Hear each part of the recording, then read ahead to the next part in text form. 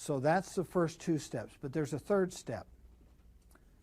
The third step is to look at each account in the general ledger with an eye for improvement. Now, I will tell you right now, this is actually not an audit step at all. This is actually not an accounting step necessarily, or a bookkeeping step, I should say. It's an accounting step.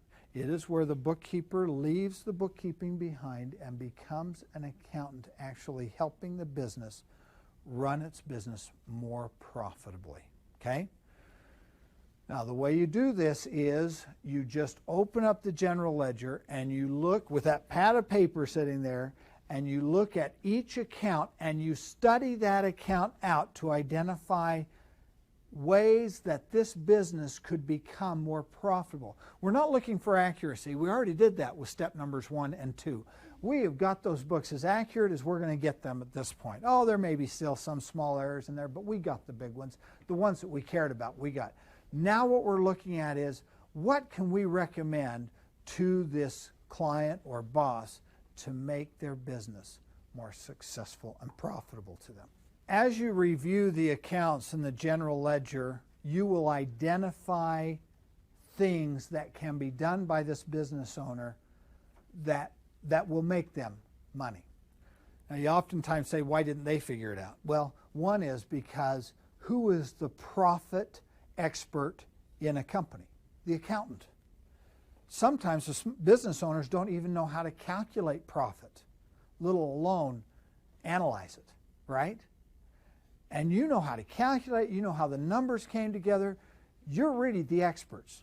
So they rely on you to do that. Secondly, business owners get so deep into the operations of their business, they forget that their really main reason for being in business was to make money, okay?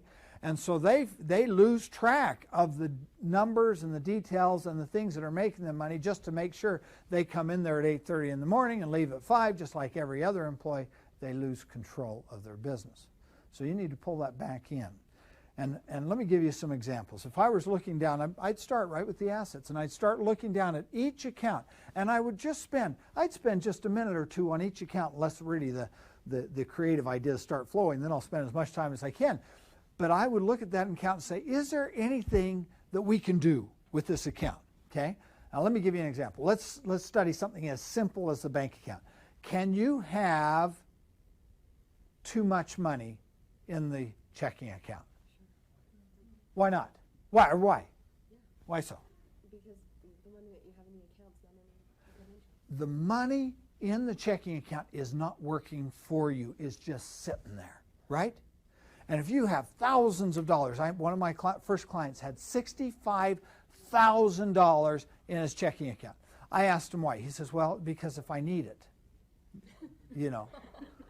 So I looked back. His account had not been below $45,000 the entire year. It had been at least that amount. So what we did is we just moved it, got to open a money market account. Took only a few minutes. The banks loved it. Okay, the banks like you do that because they make more money sending your money that way. So we moved it in there. The first month, he made more money on interest than he was paying me. Okay? You think he was happy with that suggestion? You bet. He's got over $100,000 in that account now. Okay? If we hadn't suggested that to him, he would still be sitting in his checking account. Okay? So move it. What can you have too little monies in the checking? Sure. I mean, a lot of us have experienced that, right? One time or another. We know what that's like, okay? And certainly if that happens, you might be bouncing checks. That creates bad relationships with your vendors or your employees, correct? Plus, there's huge charges that go along with it. So that's not a good situation either. What are some things that we can recommend to him to get out of that rut? Could we try to collect his receivables more effectively? Okay, could we give him some suggestions that way? Could we put some type of protection on the checking account system so that it doesn't bounce checks? Maybe it charges a line of credit, or it charges a credit card, something like that. You probably have heard of that. That's a very simple system to get set up with. So those are suggestions we can make that will create or solve a lot of problems. Okay? Accounts receivable. Can we have too much in accounts receivable? Sure, you bet. And how do we know that? How do we determine if we got too much in the accounts receivable? Look at the aging report, right? If our aging, if a lot of our customers' balances are clear out in the 60 or 90 or 120-day columns, we might be saying, hey, that's a problem, right? Let's improve collections. Can we have too little monies in the accounts receivable account? What does that mean if we have too little money? We're being too careful in who we deal business with, maybe. Okay? And maybe we need to take a little bit more risk. Okay? What about fixed assets? Can we have too many fixed assets? How do we determine it? Look at our list, right? Determine, is everything on the fixed asset list being utilized effectively?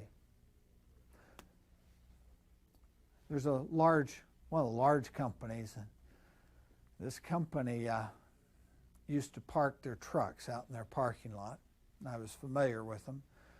And I would go out there and get in my car, and off in the distance I could see these trucks, and I could see cobwebs growing underneath these trucks. I don't know if you knew that, but if a car sits around long enough, it will. We're not talking about $15,000, we're talking about $30,000, $40,000 decked out utility trucks sitting there virtually unmoved. Well, they were, most of them. A couple of them looked like they'd been recently used, but most of them weren't. Is there a problem with that? Oh, yeah, okay. What about liabilities? Can we have too much, too little liabilities? Yeah, the answer is yes, but what can we do to utilize our liabilities more effectively? First of all, we look at the liabilities where we pay interest, okay? And then we rate those interest-bearing liabilities based on the highest interest-bearing liabilities first. And we try to pay those down earlier to get out of that interest. And then we go with the next one and the next one and the next one. And that's the first thing we do. Another step that we can take is look at the non-interest-bearing liabilities. Those are our accounts payable, okay? And what can we do with our accounts payable to make that better? Is it always best just to minimize them? Quit spending so much. But maybe that spending is required to make money. What's that? Instead of paying 30, maybe 45 days. Excellent. You see what happens when she says, let's extend the payment terms, and that's what you want to do.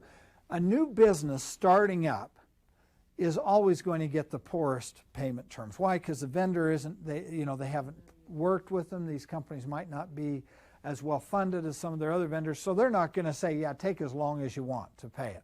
They're going to say 30 days, and they're going to watch them close.